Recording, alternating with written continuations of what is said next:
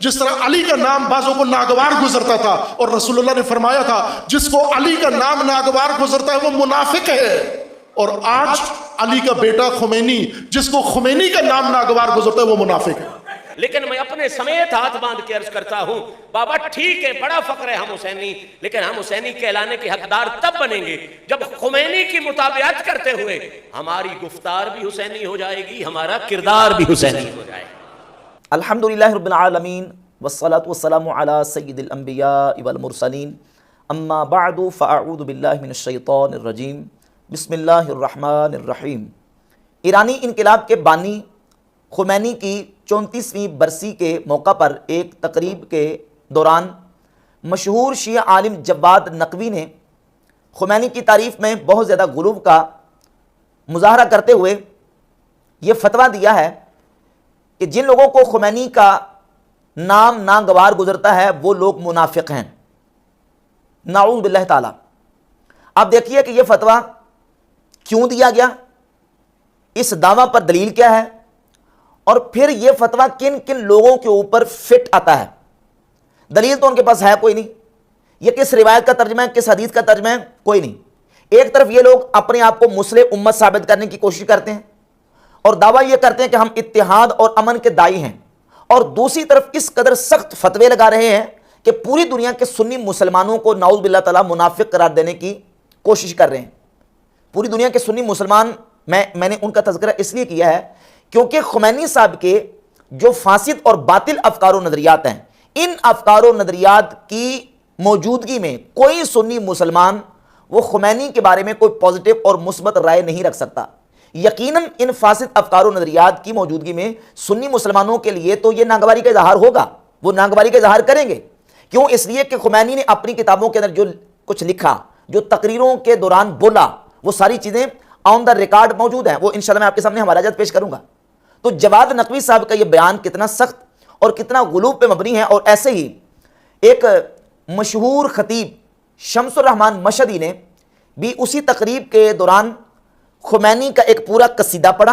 عہد کی کربل کے لیے نائب شبیر، تو پھر کیوں نہ گج کے کہیں ہم کہ عباس علمدار کی للکار خمینی۔ پوری خمینی کی تعریف میں رطب اللسان ہوئے اور یہاں تک غلو کا مظاہرہ کیا کہ کہا کہ ہم حسینی کہلانے کے حقدار ہو ہی اس صورت میں سکتے ہیں جب کہ ہم خمینی کی مطابقت کریں، لیکن ہم حسینی کہلانے کے حقدار تب بنیں گے جب خمینی کی مطابقت کرتے ہوئے ہماری گفتار بھی حسینی ہو جائے گی، ہمارا کردار بھی حسینی ہو جائے گا۔ یعنی خمینی کی مطابقت کرنے والا وہ حسینی کہلانے کا حقدار ہے، جو خمینی کی مطابقت نہیں کرتا وہ حسینی کہلانے کا حقدار ہی نہیں ہے، العیاذ باللہ تعالی۔ یہ غلو پہ مبنی بیانات دیے گئے، جبکہ خمینی کے جو افکار و نظریات ہیں، عقائد ہیں، اتنے فاسد اور اتنے باطل ہیں کہ جو اہل سنت و جماعت کے ہاں کسی صورت میں قابل قبول نہیں، اور کوئی سنی صحیح العقیدہ خمینی کے بارے میں خمینی کی تعریف کا ایک لفظ بھی نہیں کہہ سکتا، اور وہ افکار و نظریات خود خمینی کی کتابوں کے اندر موجود ہیں۔ سر دست ان میں سے خمینی کی یہ مشہور زمانہ کتاب ہے کشف الاسرار۔ کشف الاسرار کے صفحہ نمبر 114 پر خمینی نے قرآن مجید کے حوالے سے نعوذ باللہ تعالیٰ یہ دعویٰ کیا کہ قرآن مجید میں اسی طریقے سے تحریف ہوئی ہے جس طرح کے سابقہ آسمانی کتابوں تورات اور زبور کے اندر اور انجیل کے اندر تحریف ہوئی ہے، العیاذ باللہ تعالیٰ۔ صفحہ نمبر 114 پہ لکھا ہے کہ وہ قرآن را وسیلہ اجرائے نیابت فاسدہ خود کردہ بودن، ابو بکر و عمر نے اپنی نیابت فاسدہ کا قرآن کو ذریعہ بنایا۔ آیات را از قرآن بردارن، انہوں نے قرآن سے آیات کو نکال دیا۔ وہ کتاب آسمان را تحریف کرن، اور آسمانی کتاب میں تحریف کی۔ وہ برائے ہمیشہ قرآن را از نظر جہانیاں بیندازن، اور ہمیشہ کے لیے قرآن کو جہان والوں کی نظر سے دور کر دیا۔ و تا روز قیامت ای ننگ برائے مسلمان ہاں و قرآن آہاں بمانن، کہتا ہے کہ یہ قیامت تک قرآن اور مسلمانوں کے لیے شرمندگی کا سبب بنا رہے گا، نعوذ باللہ تعالیٰ۔ وہ ہما عیب را کہ مسلمانان با کتاب یہود و نصارہ می گرفتن، ہر وہ عیب جو مسلمان یہود و نصارہ کی کتابوں کے حوالے سے پکڑتے ہیں، عینن برائے خود ایہاں ثابت شود،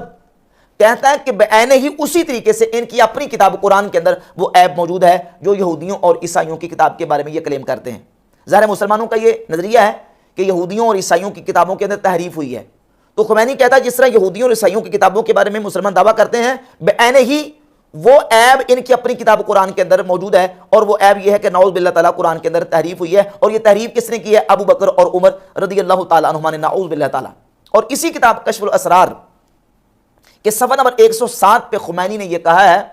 کہ میں ایسے خدا کی عبادت نہیں کرتا جس نے معاویہ اور عثمان جیسے بدقماشوں کو حکومت دی ہے، الیاذ باللہ تعالیٰ، نعوذ باللہ تعالیٰ۔ اور اسی کتاب کشف الاسرار کے صفحہ نمبر 119 پہ اور 153 پہ خمینی نے سیدنا عمر فاروق رضی اللہ تعالیٰ عنہ کو کافر قرار دیا۔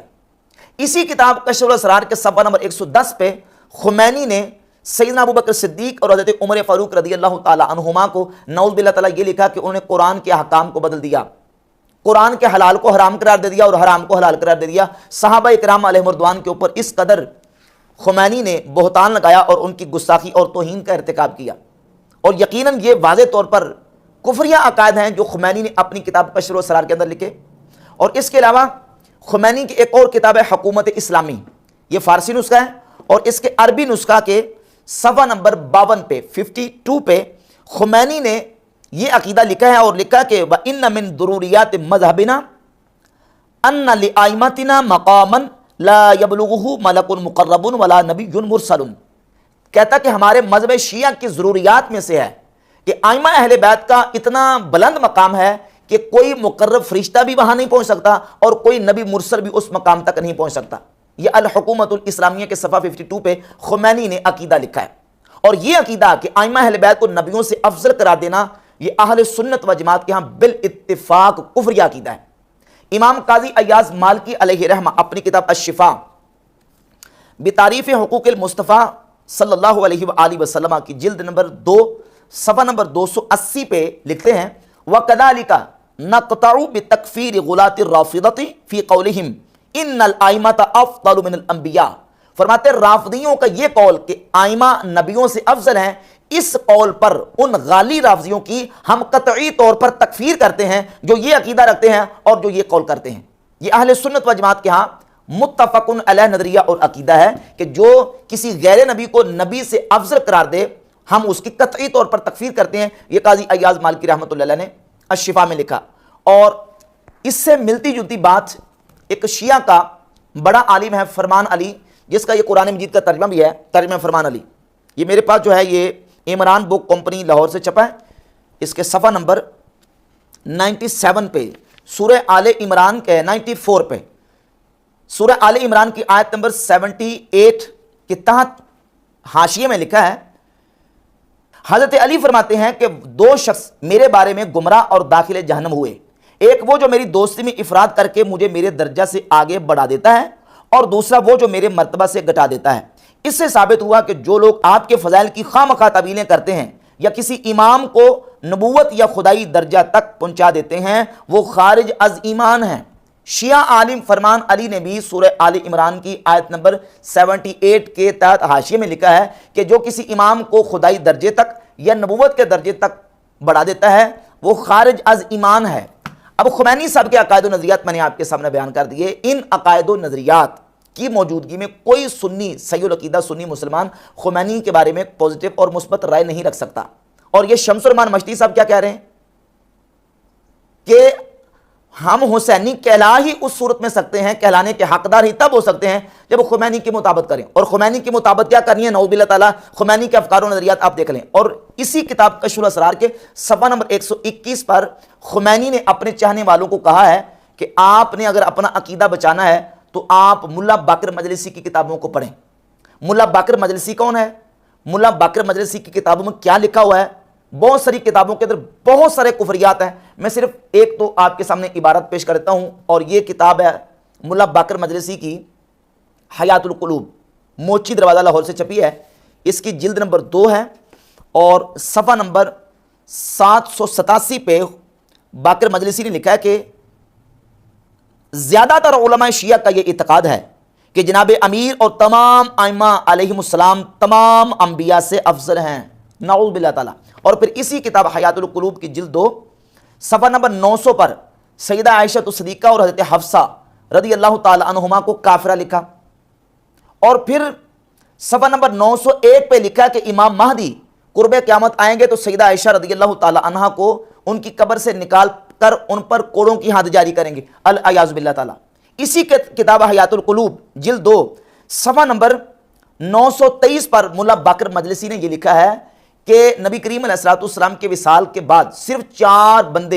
4 اشخاص مسلمان باقی بچے تھے، باقی سارے مرتد ہو گئے تھے۔ یہ ہیں عقائد و نظریات ملا باقر مجلسی کے، اس کی کتابوں کے اندر، جن کتابوں کو پڑھنے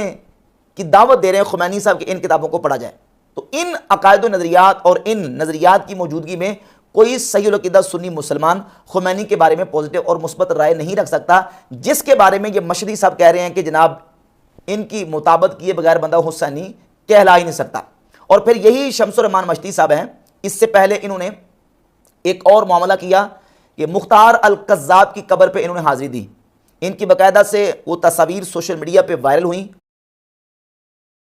اور آج تک اس کی تردید بھی انہوں نے نہیں کی، تصاویر بھی ان کی ہیں۔ مختار القذاب، مختار سقفی وہ شخص ہے کہ سنی شیعہ دونوں کی کتابوں کے اندر ائمہ اہل بیت سے صحیح سندوں سے یہ بات موجود ہے کہ ائمہ اہل بیت نے اس پر لعنتیں کی ہیں، اس کو کذاب قرار دیا ہے۔ اور احادیث کی کتابوں کے اندر بھی اہل سنت کا اتفاق ہے، مثلا صحیح مسلم حدیث ہے، سیدہ اسماء بنت ابی بکر صدیق رضی اللہ تعالی عنہ کے سامنے جس وقت حجاج بن یوسف آیا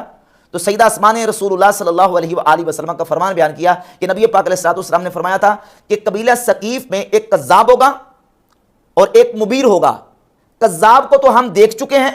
اور وہ مبیر یعنی ظالم اے حجاج بن یوسف تم ہو۔ کذاب کو ہم دیکھ چکے ہیں، وہ کذاب کون ہے؟ امام بخاری کے استاد امام عبداللہ بن زبیر حمیدی اپنی کتاب المسند حمیدی، اسی روایت کے اندر لفظ موجود ہے کہ کذاب کو ہم دیکھ چکے ہیں، فَأَمَّا الْكَذَّابُ فَقَدْ رَأَيْنَاهُ یعنی المختار، کذاب کو ہم دیکھ چکے ہیں، یعنی وہ کذاب کون ہے؟ وہ کذاب مختار سقفی ہے جس کو ہم دیکھ چکے ہیں۔ سیدہ اسماء رضی اللہ تعالیٰ عنہ خود بیان کرتی ہیں کہ رسول اللہ صلی اللہ علیہ وآلہ وسلم نے فرمایا کہ قبیلہ ثقیف میں کذاب ہوگا، اور فرماتی ہے وہ کذاب کون ہے؟ وہ مختار سقفی ہے۔ اور اس حدیث کی شرح کرتے ہوئے امام نووی رحمۃ اللہ شرح صحیح مسلم کی جلد نمبر 16 صفحہ نمبر 100 پر لکھتے ہیں واتفق العلماء علی ان المراد بالکذاب هنا المختار بن ابی عبید، علماء کا اتفاق ہے اس بات پر کہ اس حدیث میں کذاب سے مراد مختار بن ابی عبید الثقفی ہے۔ اور یہ مختار کون ہے؟ صحیح سند کے ساتھ امام زین العابدین رضی اللہ عنہ کا فرمان امام محمد بن سعد المتوفی 230 ہجری نے اپنی کتاب الطبقات الکبریٰ کی جلد نمبر 3 صفحہ نمبر 109 پہ ذکر کیا ہے، اور اس کی سند صحیح ہے۔ امام محمد بن سعد نے فضل بن دکین بھی سیکھا، انہوں نے عیسیٰ بن دینار سے یہ بھی سیکھا، اور وہ کہتے ہیں کہ میں نے امام محمد الباقر یعنی امام ابو جعفر سے مراد امام محمد باقر، ان سے پوچھا کہ حضور مختار سقفی کے حوالے سے مجھے بتائیں، میں نے ان سے پوچھا تو انہوں نے فرمایا کہ سیدنا امام زین العابدین علی بن حسین وہ کعبۃ اللہ کے دروازے پہ کھڑے تھے تو انہوں نے فلعن المختار، امام زین العابدین نے مختار سقفی پر لعنت فرمائی۔ تو ایک شخص نے کہا کہ اللہ تعالیٰ مجھے آپ پر قربان کر دے، حضور تلعنہ وانما ذبح فیکم، آپ مختار پہ لعنت کرتے ہیں جبکہ مختار آپ کی وجہ سے ذبح کیا گیا، اہل بیت کی وجہ سے۔ تو امام زین العابدین سید الساجدین نے فرمایا انہ کان کذابا یکذب علی اللہ وعلی رسولہ، وہ کذاب، وہ جھوٹا تھا، وہ اللہ اور اس کے رسول پر جھوٹ باندھتا تھا۔ یہ امام زین العابدین سید الساجدین رضی اللہ عنہ کا فرمان صحیح سند کے ساتھ سنی کتاب کے اندر، اور یہ شیعہ کتاب کا حوالہ ہے، یہ ہے رجال کشی، اس کی جلد نمبر 1 ہے، شیعہ کی موت پر کتاب صفحہ نمبر 340 پہ روایت نمبر 198، اور صفحہ نمبر 341 پہ روایت نمبر 200۔ روایت نمبر 198 کے اندر ہے کان المختار یکذب علی علی بن الحسین، مختار سقفی امام زین العابدین پر جھوٹ باندھتا تھا۔ اور روایت نمبر 200 صفحہ نمبر 341 پہ اس میں یہ موجود ہے کہ مختار سقفی نے اپنے کچھ ساتھیوں کو کوفہ سے ہدیے دے کے امام زین العابدین کے پاس بھیجا، وہ آ کے دروازے پہ کھڑے ہو گئے تو امام زین العابدین نے اپنے قاصد کو بھیجا اور کہا کہ جا کے ان کو کہو امیت عن بابی، میرے دروازے سے ہٹ جاؤ، دفع ہو جاؤ، فانی لا اقبل ہدایا الکذابین ولا اقرأ کتبہم، میں کذابین کے ہدیے قبول نہیں کرتا اور نہ ان کے خطوط پڑھتا ہوں، یہاں سے دفع ہو جاؤ، یہاں سے چلے جاؤ، میرے دروازے سے ہٹ جاؤ۔ امام زین العابدین رضی اللہ تعالیٰ عنہ نے اس بیان کے اندر بھی مختار سقفی کو کذاب قرار دیا ہے۔ تو سنی شیعہ دونوں کتابوں کے اندر ائمہ اہل بیت کے اقوال اور رسول صلی اللہ علیہ وسلم کی حدیث میں نے آپ کے سامنے صحیح مسلم اور مسلم حدیث سے بیان کی، اور اس حدیث پر امام نووی المتوفیٰ 676 ہجری کا تبصرہ بیان کیا۔ امام نووی فرماتے ہیں کہ علماء کا اتفاق ہے اس بات پر کہ اس حدیث میں کذاب سے مراد مختار بن ابی عبید الثقفی ہے۔ اس کذاب ثقفی کی قبر پہ جا کے باقاعدہ ان شمس الرحمان مشدی صاحب نے حاضری دی ہے۔ اب اس کے باوجود سارا کچھ کرنے کے باوجود بھی جب ان لوگوں سے بات کی جاتی ہے تو یہ کہتے ہیں کہ ہم سنی ہیں، شیعوں کے اسٹیجوں پہ جاتے ہیں، شیعوں کی مجالس میں جاتے ہیں، نام اہل سنت کا استعمال کرتے ہیں تاکہ اہل سنت سے بھی سیدھی سادھی بولی عوام سے داد وصول کی جائے اور اہل تشیع سے بھی داد وصول کی جائے، دونوں کے ہاں ہر دل عزیزی پائی جائے اور ہم دونوں کو ساتھ لے کے اس طریقے سے چلیں کہ دونوں کے ہاں ہر دل عزیز بن کے چلتے رہیں، جبکہ حقیقت یہ ہے کہ صحیح العقیدہ سنی مسلمان جو اہل سنت کے عقیدے کے اوپر ہے وہ اس طرح کی حرکت ہرگز نہیں کر سکتا۔ پھر جب ہم بات کرتے ہیں تو ان کی طرف سے شکوے ہوتے ہیں، دیکھیں جی یہ علماء لوگوں کو سنیت سے نکالتے ہیں۔ بھائی نکالتا کوئی نہیں ہے، نکلنا کسی نے اپنے خود عمل سے ہوتا ہے۔ جب کوئی شخص عمل ایسا کرے گا جو سنیوں کے عقیدے کے خلاف ہوگا تو وہ خود نکلے گا۔ علماء تو بتائیں گے کہ یہ بندہ اپنے عمل سے نکل چکا ہے۔ اور پھر سنیت یا اہل سنت کا عقیدہ یہ کسی گلی محلے کا نام نہیں ہے کہ جو اس گلی اور اس محلے میں رہتا ہے وہ سنی ہے۔ سنیت عقیدے کا نام ہے، جو اس عقیدے پہ کھڑا ہے، اس عقیدے پہ قائم ہے، وہ اہل سنت ہے، اور جو اس عقیدے سے منحرف ہو گیا وہ لاکھ مرتبہ اپنے آپ کو سنی کہے، وہ سنی کہلانے کا ہرگز حقدار نہیں ہے۔ تو اب لوگ جب اس طرح کی چیزیں لے کے آئیں گے تو یقیناً پھر علماء اہل سنت تو بیان کریں گے۔ جس طرح شمس الرحمان مشدی صاحب نے خمینی کی تعریفوں کے پل باندھے اور باقاعدہ خمینی کے حوالے سے اس قدر غلو پہ مبنی اسٹیٹمنٹس دیے ہیں، اسی طریقے سے ان سے پہلے ڈاکٹر طاہر القادری نے بیان دیا تھا، اور وہ بیان باقاعدہ نمائے وقت کے اندر چھپا تھا، روزنامہ نمائے وقت 1989 جون 8 جون، اور نمائے وقت کے اندر باقاعدہ اخبار میں بیان چھپا۔ ڈاکٹر طاہر القادری نے یہ کہا تھا کہ خمینی کا جینا علی کی طرح، مرنا حسین کی طرح، اور کہا کہ خمینی کی محبت کا تقاضا ہے کہ ہر بچہ خمینی بن جائے۔ خمینی کی محبت کا تقاضا کہ ہر بچہ خمینی بن جائے، اور خمینی کا جینا علی کی طرح، مرنا حسین کی طرح، یہ طاہر القادری نے پہلے بیان دیا تھا۔ اور یہ ڈاکٹر طاہر القادری کے ادارے سے رسالہ شائع ہوتا ہے، ماہنامہ منہاج القرآن، یہ فروری 2001 میں یہ شائع ہوا۔ اس کے صفحہ نمبر 164 65 66 پہ ایک مضمون شائع ہوا ہے۔ اس مضمون کا عنوان ہے ڈاکٹر طاہر القادری، امام خمینی اور سوشلسٹ مفکرین ایک تقابلی جائزہ۔ اس کے صفحہ نمبر 165 پہ لکھا ہے کہ خمینی صاحب نے 1943 عمر 41 سال میں کشف الاسرار جیسی سیاسی کتاب لکھی۔ یہ کشف الاسرار جس میں قرآن مجید کے بارے میں لکھا ہے کہ اس میں تحریف ہوئی ہے، صحابہ کرام کو کافر کرا دیا ہے، اس کتاب کی تعریف ہو رہی ہے۔ اور اس کے صفحہ نمبر 166 پہ لکھتے ہیں کہ ڈاکٹر طاہر القادری انقلابی فکر کے اعتبار سے امام خمینی سے بہت مشابہت رکھتے ہیں۔ ان کے دینی، سیاسی اور معاشرتی نظریات بے حد واضح، روشن، ہماگیر اور ابد آشنا ہیں۔ خمینی کی طرح طاہر القادری وسیع المشرب، حوصلہ مند، متقی، محب محمد صلی اللہ علیہ وآلہ وسلم و آل محمد صلی اللہ علیہ وآلہ وسلم، دشمن فرقہ پرستی اور نقیب مواخات و مساوات محمدی صلی اللہ علیہ وآلہ وسلم ہیں۔ اور پھر صفحہ نمبر 169 پہ لکھتے ہیں خمینی کی طرح